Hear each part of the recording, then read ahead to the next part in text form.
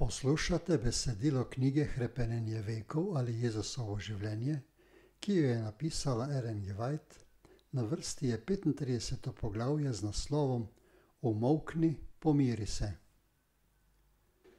Tisti dan v Jezusovem življenju je bil poln dogodkov. Ob Genezareškem jezeru je povedal svoje prve prilike. Z znanimi ponazoritvami je ljudstvo znova razložil naravo svojega kraljestva in način njegove vzpostavitve.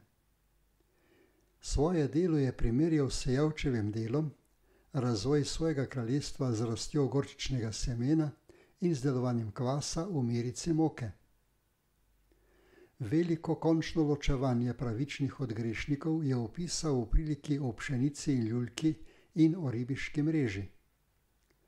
Neprimerljivo dragocenost resnice, ki jo je oznanjal, je prikazal s skritim zakladom in dragocenim biserom, s priliko o hišnem gospodarju pa je poučil učence, kako naj delajo kot njegovi predstavniki.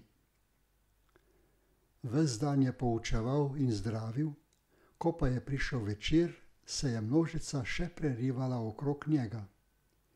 Iz dneva v dan jim je služil, da je komaj našel čas za jed in počitek.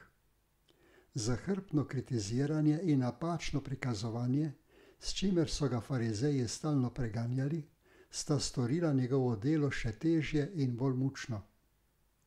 Na koncu tega dne je bil tako izčrpan, da se je odločil poiskati počitek na osamljenem kraju na drugi strani jezera. Vzhodna obala Genezareta ni bila nenaseljena, ker so le tu in tam ob jezeru stala mesta, vendar je bil ta del obale videti pust, v primerjavi z zahodno obalo. Njegovo bolj pogansko kakor judovsko prebivalstvo je imelo malo stikov z Galilejo. Tako je ta kraj ponujal Jezusu samoto, ki jo je iskal, zato je ukazal učencem, naj ga spremljajo tja. Ko je Jezus razpustil množico, so ga vzeli v čoln in hitro odpluli. Vendar jim ni uspelo, da bi odšli sami. Ob obali so bili še drugi ribiški čolni in vanje so se zrinili ljudje, ki so spremljali Jezusa, ker so ga še želeli videti in slišati. Zveličar se je končno osvobodil pritiska množice, premagan od utrujenosti in lačen je legel na dno čolna in brž zaspal. Večer je bil miren in prijeten in tišina je počivala nad jezerom. Na lepem pa se je nebo stemnilo, čez planinske verige ob vzhodni obali je zapihal veter in na jezeru je nastal strašen vihar. Sonce je zašlo in nočna tema je pokrila razburkano jezero. Valovi, ki so jih besno razburkali strašni vetrovi, so silno udarjali ob čoln učencev in grozili, da ga bodo pogoltnili. Pogumni ribiči so preživeli življenje na jezeru in varno vodili barke skozi mnogo neviht, ampak tokrat jim moč in spretnost nista nič pomagali. Bili so brez moči v objemu te nevihte in jih je upanje zapustilo, ko so videli, da je čoln poln vode. Popolnoma prevzeti s svojimi napori, da bi se rešili, so pozabili, da je Jezus v čolnu. Ko so končno spoznali, da je njihov trud zaman in jih čakale smrt, so se spomnili njega, ki jim je ukazal, naj se odpeljejo čez jezero. Njihovo edino upanje je bil Jezus. V nebogljenosti in obupu so zavpili: Učitelj, učitelj! Toda gosta tema ga je skrivala pred njihovimi očmi. Glasovi so se izgubili v bučanju viharja, zato ni bilo odgovora. Zajela sta jih dvom in strah. Mar je Jezus pozabil nanje? Ali on, ki je premagal bolezen, zle duhove pa celo smrt, sedaj ne more pomagati učencem? Ali mu ni mar zanje v njihovi stiski? Znova so zaklicali, odgovorilo pa jim je le tuljenje besnega sunka vetra. Čoln se je že potapljal. Še trenutek in zdelo se jim je, da jih bodo pogoltnili lačni valovi. Nenadoma je blisk predrl temo in videli so, da Jezus spi in ga hrup ne moti. Osuplo in obupano so zaklicali: Učitelj, ti ni mar, da smo izgubljeni? Kako lahko tako mirno počiva, medtem ko so oni v nevarnosti in se borijo s smrtjo? Njihovo pitje je Jezusa prebudilo. Pri svetlobi bliska so na njegovem obrazu videli neveški mir, v njegovem pogledu so prebrali nežno ljubezen, ki pozablja nase. Njihovo srce se je obrnilo k njemu z vpitjem: Gospod, reši nas, izgubljeni smo. Človek nikoli ni izgovoril takšnega klica in ostal neopažen. Ko so učenci pograbili za vesla, da bi storili še zadnje napore, je Jezus vstal. Stal je med učenci, medtem ko je vihar besnel, valovi so se zaganjali vanje, bliski pa so osvetljevali njegov obraz. Dvignil je roko, s katero je tako pogosto opravljal dela usmiljenja, in dejal razburkanemu jezeru: Umolkni, pomiri se. Burja je prenehala. Veliki valovi so se umirili. Oblaki so se razpodili in zvezde so zasijale. Čoln je počival na mirnem jezeru. Tedaj se je Jezus obrnil k učencem in jih žalostno vprašal: Kaj ste strahopetni? Ali še nimate vere? Učenci so obmolknili. Niti Peter ni poskušal izraziti globokega spoštovanja, ki ga je čutil v srcu. Čolni, ki so izpluli, da bi spremljali Jezusa, so se znašli v isti nevarnosti z učenci vred. Strah in obup sta premagala vse, ki so bili v njih, toda Jezusov ukaz je prinesel mir tudi v prizor razburkanosti. Razbesneli vihar je približal čolne in vsi v njih so videli čudež. V tišini, ki je nastala, so pozabili na strah. Ljudje so si med seboj šepetali: Kakšen človek je ta, da so mu pokorni celo vetrovi in jezero?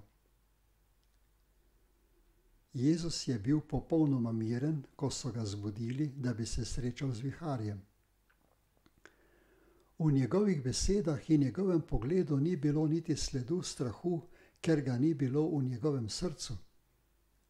Vendar ni bil miren, ker je imel vsemogočno silo. Ni počival v miru kot gospodar zemlje, morja in neba. Tej moči se je odpovedal, zato je dejal: Jaz ne morem sam od sebe ničesar delati. Zanašal se je na očetovo moč. Jezus je počival v veri v Božjo ljubezen in skrb. Moč besede, ki je pomirila vihar, pa je bila Božja. Kakor je Jezus počival z vero v očetovo skrb, tako moramo tudi mi počivati v skrbi našega zveličarja. Če bi učenci zaupali vanj, bi ohranili mir. Njihov strah ob nevarnosti je razodel njihovo nevero. Zaradi naporov, da bi se rešili, so pozabili na Jezusa in šele ko so se obupani nad svojo neodvisnostjo obrnili nanj, jim je lahko pomagal. Kolikokrat doživimo enako izkušnjo kakor učenci. Kadar nas doleti vihar skušnjav, švigajo siloviti bliski in nas preplavijo valovi, se sami borimo proti viharju, pozabimo pa, da je tukaj eden, ki nam lahko pomaga. Zanašamo se na svojo moč, dokler ne izgubimo upanja in skoraj propademo. Tedaj se spomnimo Jezusa in če kličemo k njemu, da nas reši, naše vpitje ni zaman. Čeprav nas z žalostjo kara zaradi nevere in zanašanja nase, nam ne bo nikoli odrekel potrebne pomoči. Niti na kopnem, niti na vodi se nimamo česa bati, če je zveličar v našem srcu. Živa vera v odrešenika bo pomirila morje življenja in nas rešila pred nevarnostjo na način, za katerega on ve, da je najboljši. V tem čudežu pomiritve viharja obstaja še en duhovni nauk. Izkušnja vsakega človeka priča, da držijo svetopisemske besede. Krivičniki pa so kakor razburkano morje, ki se ne more umiriti. Ni miru, govori moj Bog, za krivičnike. Greh je uničil naš mir. Dokler jaz ni podrejen, ne moremo najti miru. Nobena človeška moč ne more brzdati strasti, ki gospodujejo srcu. Tukaj smo tako nebogljeni, kakor so bili učenci nemočni pomiriti razbesnelo burjo. Toda on, ki je z besedo pomiril velike galilejske valove, je izgovoril besedo miru vsakomur. Ti, ki se obrnejo na Jezusa in zavpijejo: Gospod, reši nas, bodo rešeni ne glede na silovitost viharja. Njegova milost, ki spravlja človeka z Bogom, pomirja boj človeških strasti in srce je mirno v njegovi ljubezni. Vihar je spremenil v tišino in utihnili so valovi. Tedaj se razveseli, da so se pomirili valovi, in tako jih je peljal v zaželeno pristanišče. Ker smo torej upravičeni iz vere, živimo v miru z Bogom po našem Gospodu Jezusu Kristusu. Delo pravičnosti bo mir in učinek pravice bo pokoj in varnost za vedno. Zveličar je s spremstvom priplul na obalo zgodaj zjutraj. Svetloba vzhajajočega sonca pa se je dotaknila jezera in zemlje, kakor z blagoslovom miru. Toda komaj so stopili na obalo, se je pred njimi pokazal prizor, ki je bil strašnejši od silovitosti viharja. Iz nekega skritega prostora med grobovi sta dva obsedenca planila nadnje, kakor da jih bosta raztrgala. Z njiju so viseli deli verig, ki sta jih strgala med begom iz zapora. Njuni telesi sta bili v ranah, ki so krvavele zaradi poškodb od ostrega kamenja. Njune oči so se lesketale skozi dolge in skuštrane lase. Zdelo se je, da so zli duhovi, ki so jo obsedli, izbrisali sleherno podobnost s človekom, zato sta bila bolj podobna divjim zverem, kakor ljudem. Učenci in njihovi tovariši so zgroženi zbežali, toda brž ko so videli, da Jezusa ni med njimi, so se vrnili, da bi ga poiskali. Stal je tam, kjer so ga pustili. On, ki je pomiril vihar in se je že spopadel s Satanom in ga premagal, ni bežal pred temi hudobnimi duhovi. Ko sta se moža, ki sta škripala z zobmi in imela peno na ustih, približala Jezusu, je iztegnil roko, ki je pomirila valove, zato mu nista mogla priti bliže. Stala sta pred njim razkačena, toda nemočna. Jezus je z oblastjo ukazal nečistim duhovom, naj ju zapustijo. Njegove besede so prodrle v zatemnjen nesrečnežev. Megleno sta dojela, da je pred njima eden, ki jo lahko reši hudobnih duhov, ki so jo mučili. Padla sta pred zveličarjeve noge, da bi ga častila, toda ko sta odprla usta, da bi prosila za njegovo milost, so iz njiju spregovorili hudobni duhovi, da sta jezno zakričala: Kaj imaš z nami, Jezus, Božji sin? Ali si prišel sem, da bi nas pred časom mučil? Jezus je vprašal: Kako ti je ime? Dobil je odgovor: Legija mi je ime, ker nas je veliko. Po teh nesrečnežih so ga hudobni duhovi rotili, naj jih ne izžene iz tega kraja. Nedaleč stran na pobočju gore se je paslo veliko krdelo svin. Hudobni duhovi so prosili Jezusa, naj jim dovoli oditi vanje. on pa jim je dovolil. Nenadoma je živali zajel preplah. Besno so se zakadile strmega pobočja, ker pa se niso mogle ustaviti v obali, so strmoglavile v jezero ter utonile. Medtem se je z nesrečnežama zgodila čudežna sprememba. Luč je razsvetlila njun Njune oči so odsevale razumnost. Njun obraz, ki je bil tako dolgo spačen v Satanovo podobo, je na lepem postal blag, okrvavljene roke pa so bile mirne. Z veselim glasom sta hvalila Boga za svojo rešitev. Svinjski pastirji so strmega pobočja videli vse, kar se je zgodilo, in pohiteli sporočiti novico lastnikom in vsemu ljudstvu. Prestrašeni in osupli prebivalci so se zbrali, da bi se srečali z Jezusom. Obsedenca sta bila strah in trepet za ves kraj. Nihče si ni upal iti mimo kraja, kjer sta živela, ker sta z demonsko besnostjo napadala mimojedoče.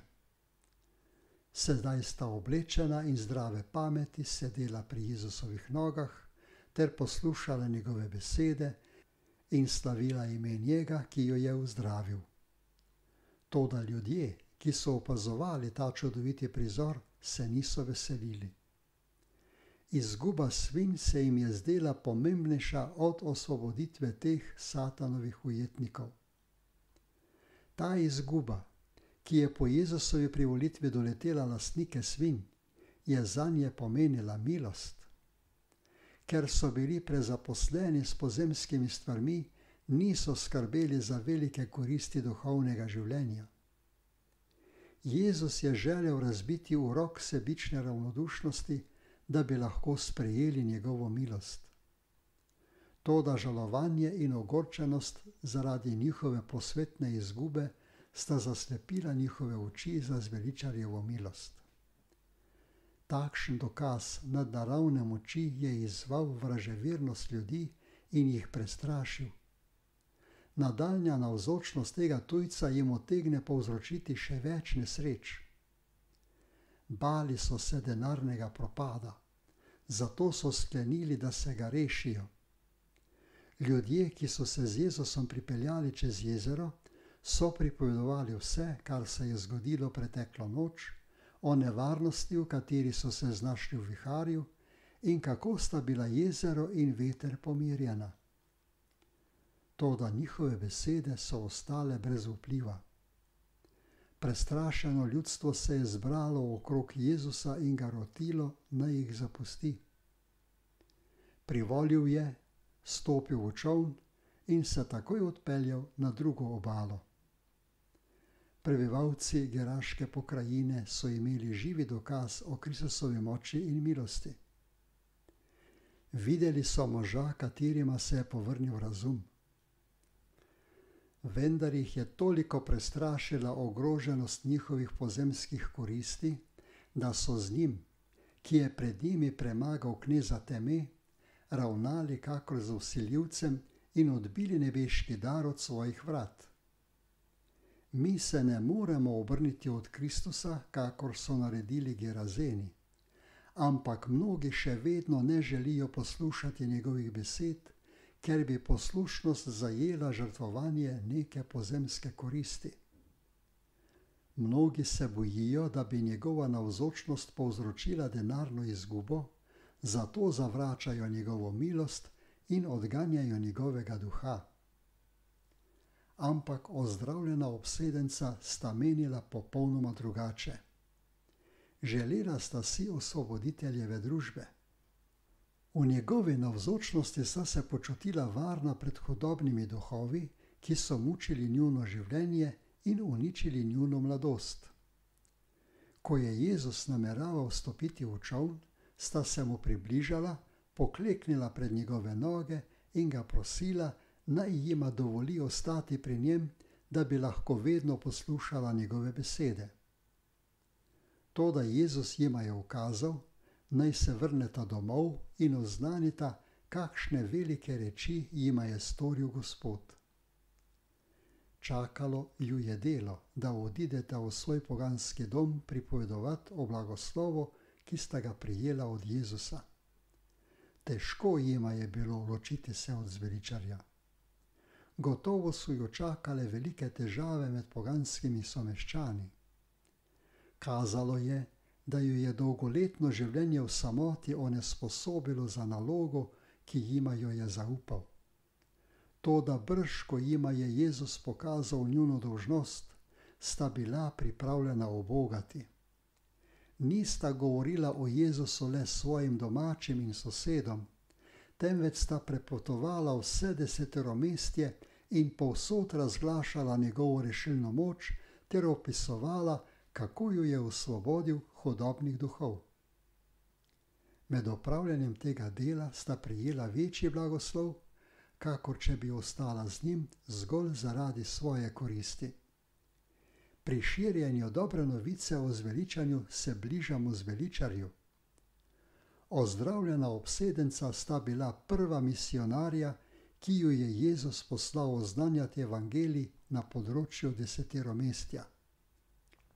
Imela sta prednost, da sta le nekaj trenutkov poslušala Kristusov nauk. Nobena pridiga z njegovih ust ni prišla do njunih ušes. Nista mogla poučevati ljudstva kakor učenci, ki so vsak dan živeli s Kristusom. Ampak ona sama sta bila dokaz, da je Jezus Mesija.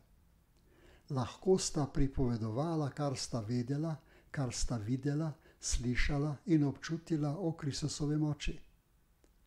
To lahko naredi vsak, katerega srca se je dotaknila Božja milost. Ljubljeni učenec Janez je napisal: kar je bilo od začetka, kar smo slišali, kar smo na svoje oči videli, kar smo gledali in so tipale naše roke o besedi življenja, kar smo videli in slišali, oznanjamo vam. Kot Kristusove priče moramo povedati, kar vemo, kar smo sami videli, slišali in občutili. Če korakoma hodimo za Jezusom, bomo imeli kaj otipljivega povedati o tem, kako nas je vodil. Povemo lahko, kako smo preizkusili njegovo obljubo in ugotovili, da je resnična. Pričamo lahko o tem, kar vemo o Kristusovi milosti. To je pričevanje, za katero nas je poklical Gospod, brez katerega svet gre v pogubo. Čeprav Gerazeni niso sprejeli Jezusa, jih ni prepustil temi, ki so si jo izbrali. Ko so ga prosili, naj odide od njih, niso slišali njegovih besed. Niso vedeli, kaj so zavrgli.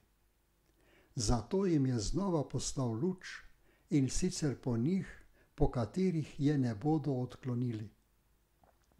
Satanov namen je bil z uničenjem svin odvrniti ljudstvo od zveličarja in preprečiti oznanjevanje evangelija v tej pokrajini. Vendar je prav ta dogodek vznemiril celotno področje bolj kakor vse drugo in usmeril pozornost na Kristusa. Čeprav je sam zveličar odšel, sta moža, ki ju je ozdravil, ostala kot priče njegove moči. Bivša pomočnika kneza teme sta postala prenosnika luči, glasnika Božjega sina. Ljudje so se čudili, ko so poslušali osupljive novice. V vsej pokrajini so bila vrata odprta za evangelij. Po Jezusovi vrnitvi v deseteromestje se je ljudstvo zbralo okrog njega in 3 dni so sporočilo o zveličanju poslušali ne le prebivalci enega mesta, temveč tisoči iz vse okolice. Tudi moč hudobnih duhov se pokorava našemu zveličarju, delovanje zla pa se obrne na dobro. Srečanje z obsedencema iz geraške dežele je imelo nauk za učence. Pokazalo je vso globino ponižanja, v katero Satan želi pahniti vse človeštvo, in Kristusovo poslanstvo za osvoboditev ljudi od te moči. Nesrečneža, ki sta prebivala po grobiščih, pod oblastjo hudobnih duhov, sužnja neobrzdanih strasti in priskutnih poželenj, predstavljata to, kar bi lahko postalo človeštvo, če bi bilo prepuščeno Satanovi oblasti. Satan lahko vpliva na ljudi, da bi zmedel razsojanje, usmeril na zlo in napeljeval k nasilju in hudodelstvu. On slabi telo, oslepi in ponižuje dušo.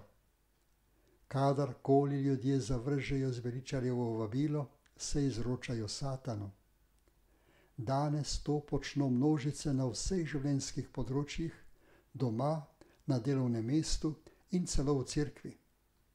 Zato sta se nasilje in hudodelstvo razširila po svetu, moralna tema pa kot smrtni pajčolan pokriva človeška naselja. Satan z varljivimi skušnjavami vodi ljudi v vedno večja zla, dokler se vse ne konča s skrajno pokvarjenostjo in pogubo. Edino varno zaščito pred njegovo močjo in vplivom je mogoče najti v Jezusovi navzočnosti. Satan je bil pred ljudmi in angeli razkrinkan kot človekov sovražnik in morilec, Kristus pa razodet kot človekov prijatelj in osvoboditelj.